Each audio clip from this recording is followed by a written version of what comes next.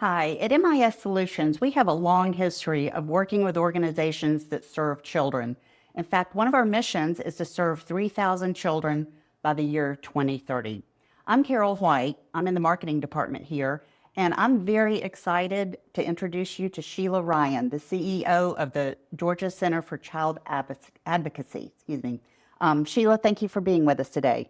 Thank you so much for inviting me here today. I'm so excited to share a little bit about what the Georgia Center does and how what we do helps your goal of serving 3,000 children. And so thank you so much for all that you do to help make sure that all of our technology is up and running so that as we serve these kids, we have all the right technology and can do our work, but then also inviting me here today to share everything that we're doing with, with a larger audience. Awesome. So let's talk about your work with GCCA. How long has it been around and what exactly is your mission? Yeah, so the Georgia Center for Child Advocacy was founded 37 years ago, and our sole purpose is to help provide services for children who've been sexually abused, physically abused, who've been trafficked, or who've witnessed violence. And we are here to advocate for the kids, and we'll go into a little bit more about like what that really means, but we are here, solely to work with those children and then also support their caregivers and family members around them. Mm-hmm. And when you say the children, what age groups do you serve? Yeah, so we work with children who are between the ages of 3 and 18, and with what we do, we help work with law enforcement and with child protective services or DFACS to provide what is called a forensic interview. So children that are below the age of 3 generally don't have the verbal skills that's needed. And then when a child turns 18, then they become part of the adult system. Mm-hmm. Mm-hmm. Okay, so you've been able to help children who've experienced significant trauma during your tenure with GCCA. Without getting into any specific details about any one case, can you just share with us how and under what circumstances your organization would get involved with a child who has been abused? Sure. So generally, if a child makes a disclosure of abuse or suspected abuse, and they disclose to, say, a teacher, then that teacher is then going to report that potential crime. Okay. And then law enforcement, child protective services would then get involved. They would then coordinate with the Georgia Center, and we would bring that child and caregiver in so that we can provide the forensic interview as kind of like that first step in the process. Okay. And so how many children does GCCA serve in a year? So we will typically serve 900 plus children every single year through all of our different services. And then when you start thinking about not only the child that comes in, but then siblings and family members that we serve as well, we're, up 1,300 individuals every year. So it's a significant number. Yes, it is. Okay, so walk me through the process. Once you're made aware of a child that's been a victim of abuse, what happens then? Sure. So, for instance, when, say, the child disclosed to the teacher and then teacher reported it, and then that child comes in for an interview, we're going to conduct what's known as a forensic interview, and we are allowing the child to have a conversation with a very highly trained forensic interviewer that knows how to have that conversation with the child in a very trauma-informed way, and then also asking a lot of non-leading questions, because when that child comes in for the interview, that then becomes a piece of evidence, so that if and when the case goes to trial, we have a very solid piece of like evidence-based practice interview that is part of that evidence. As a child is being interviewed, we are going to be meeting with the caregiver. One of our family advocates will meet with the caregiver to understand the home environment, the situation, what other needs that family might have. the advocate will also walk the caregiver or parent through, what is a forensic interview? What's the process like when they leave the Georgia Center? Like, what will happen? What's that legal process? Who all gets involved? We will also make sure that if there's any medical care, we can, work with Children's Healthcare of Atlanta to get that child in for any kind of medical treatment. We will do an assessment to see if therapy is appropriate. We will understand if the alleged perpetrator is someone that is within the household. We're going to make sure that that caregiver and child siblings have a safe place to go to when they leave the Georgia Center. So it's all about just really surrounding that family with everything that they need to be safe and protected. If therapy is right, then one of our therapists will meet with that child and that caregiver. We love it when they can have that first interaction the day of that interview so that they know one of our therapists. And we provide all of that therapy on site. We have several different modalities of treatment, but they're all evidence-based therapy treatments because we want to make sure that children receive the right type of therapy for the trauma that they have experienced. And, with that, we're able to really walk that healing journey with the child and with the family. We had talked earlier about these forensic interviews that your organization conducts with the children. And I think it's important to share, you told me that these interviews are done once. And what is the reasoning behind that? Right. So we provide the interview really to support the child. And we only want to talk to the child or do one interview. Prior to Child Advocacy Centers being in place, say 40 years ago, a child might be interviewed up to a dozen times. So that child may have to talk to, maybe their teacher and then maybe the medical provider or doctor. They may then have to talk to a judge. They may then also have to talk to law enforcement. They may talk over a period of several years, tell that story time and time again. So every time they're telling that story, they are reliving that trauma. And so Child Advocacy Centers literally came because a young girl said, "Why do I have to tell my story multiple times? Can't you all get together and talk?"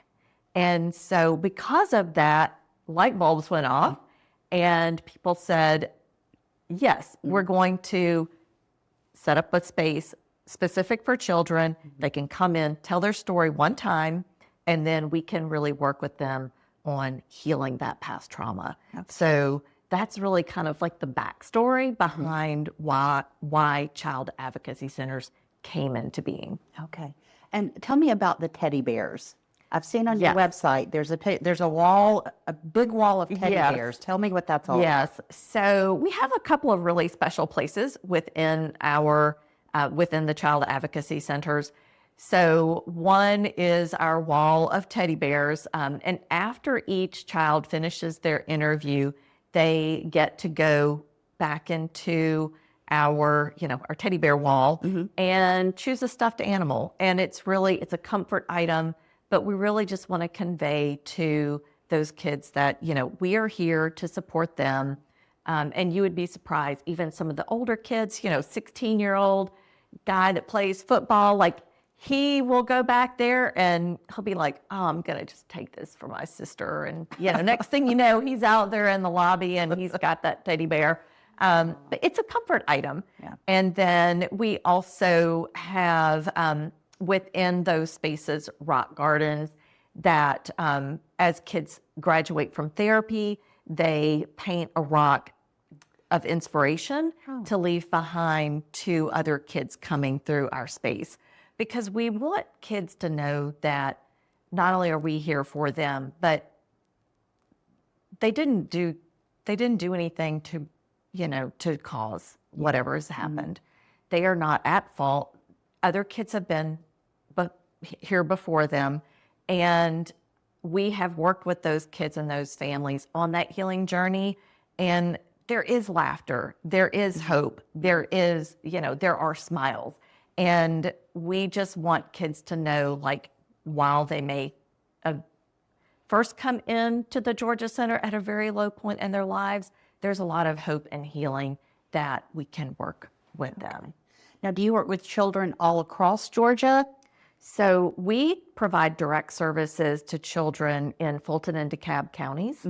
We have several statewide programs that we work with, like adults, to train adults in preventing child abuse, child sexual abuse. So we have a number of programs that work with professionals across the state, but direct services working with those kids and families. We are, specifically for Fulton and DeKalb County. There are child advocacy centers across the state of Georgia that also work within, their local communities. And the reason for that is, as I mentioned earlier, like, our interview is a piece of evidence. And so we're going to work closely with law enforcement in that community and the district attorney's office in that community. So it's really helpful to conduct the interview in the county where it might go to trial. Okay, all right. So you had shared some statistics with me, and I did a little bit of research, and I saw where the FBI named Atlanta as one of the 14 cities with the highest rate of child sex trafficking. Given this tremendous uptick in abuse in our area, have your educational programs played a part in generating awareness around this growing crisis? So we do have a number of training programs, and one of them is to train adults in recognizing the signs of sex trafficking, to know some of the risk factors, to know, what to do. We always, kind of our motto is like, if you see something, say something. You see those signs in the airport, like, if you see something that does not look right, a child that is dressed in a sundress and it's 32 degrees outside, a child that, something just doesn't feel right, make a report and let the professionals determine if there's something that might be going on. There's no shame in making a report if something doesn't seem right. And, and there are professionals that can support the child, the situation, to make sure that kids are safe at the end of the day. Like, who should, say I see something that doesn't look quite right, who should I pick up the phone and call? Call 911, call law enforcement. Okay. People can call and make reports as well for trafficking. If you suspect trafficking, there is a 1-800 number, and that is actually run by Children's Advocacy Centers of Georgia, and we work very closely with Children's Advocacy Centers of Georgia to then, coordinate that care and support for trafficking victims. Okay. Just, financially, what does it take to support a child? Yeah, so to provide services for children coming into the Georgia Center, it costs about $3,000 and per child. And when you think about it, to provide all of the support, all of the healing, that whole healing journey, $3,000 to help a child heal from trauma is not a lot. And and so we have, we never say no to a child. And so we want to, continue to be able to serve all kids that come through our doors. And how are your programs funded? So our programs are funded through a combination of federal, state, and local grants. But then another really important source of funding is just through the community, through, companies, through individuals, through foundations. Over the past couple of years, one of our federal funders, they have cut funding pretty significantly, and it has affected all agencies that serve victims of crime. For the Georgia Center, what that means is that we have about $500,000 less a year to help these kids than we did several years ago. And so with that, we, are reaching out to the community to help us fill that gap.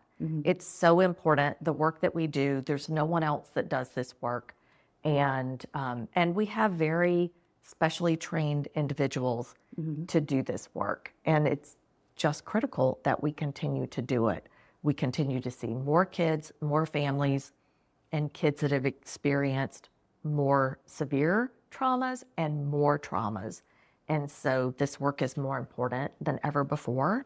And so that's where, we really appeal to the community to help us fill those gaps so that we can continue to do this work. Yeah, I believe I had read in some of your literature that that 57% of your clients are between the ages of 5 and 12. And you also shared that in 2023, there was a 34% increase in the need for therapy for victims just from the year before. Yes. Okay. So what are some of the long-term effects if these children don't get the services that they need? Yeah. So if children are not receiving the care and support and therapy that they need, there are a lot of mental, emotional, and even physical long-term ramifications. Studies have shown everything from higher rates of depression, higher rates of suicide, higher rates of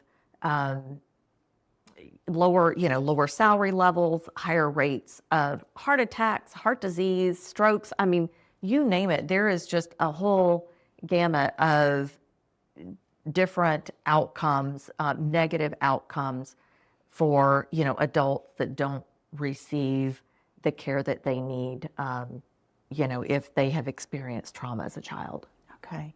And so you said $500,000 shortfall annually. Yes. What does that mean? I mean, are children going to go unserved? Yes. Pure and simple. I mean, if we don't have the funds, we cannot serve the kids that need to be served. We will have to cut programming. Okay. We don't charge for any of our services. And so we're not like a typical company where if one revenue source goes down, we can, charge more. We don't charge for any of our sources. Right. And so we have to fill that gap in some way, or we cannot provide the services. It's a very simple math problem. Yeah. And what are y'all Unfortunately. doing? Yeah. So, what are you doing to fill? Yes. So we are doing a lot of things on a lot of different levels. Everything from, talking to folks up in Washington about helping to kind of restructure the Victims of Crime Act funding. So everything from very, very high level to, we've launched a couple of campaigns locally. We have our Keeping Kids Safe campaign that individuals can, come and support and be part of that campaign. And then we also have established corporate partnerships where companies can support us at, different levels. And depending on the level that they want to support us, we can either, come in and do a training or work with them to provide education or, activities that will help and support the kids that we serve. So a lot of different ways for the community to get involved and to, help support the kids that we're helping to heal. So Sheila, how can organizations and individuals help you further your mission? Sure, there are a couple of really easy ways to do that. First of all, they can go to our website and make a donation. That's really simple. They can also, if they're a corporation that are interested in being a corporate partner, they can call our office and we'll connect them to our development team and have further conversations about what that looks like. We also have our annual gala, and that is cheerforchildren.org. And they can go to that website, be a sponsor, buy tickets, and support us that way, and come out and have a really good fun time as we, work to help and, support the mission and serve kids. Awesome. Okay. Well, Sheila, thank you so much for joining us today. We really appreciate you sharing your work and what the GCCA is doing for the children in our community who've been sexually and physically abused. So thank you very much. Thank you so much.